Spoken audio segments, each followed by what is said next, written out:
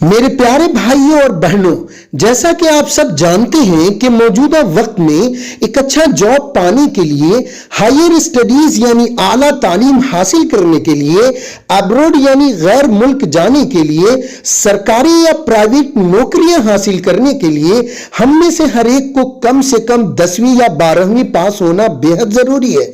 अब सवाल यह है कि हम 10वीं और 12वीं करें तो कहां से करें?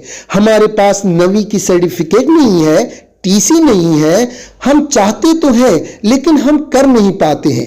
थोड़ी हिम्मत करके कहीं से करना चाहते हैं तो 10,000, 15,000, 20,000 रुपया मांगे जाते हैं, जिससे हमारी तो हिम्मत ही टूट जाती है।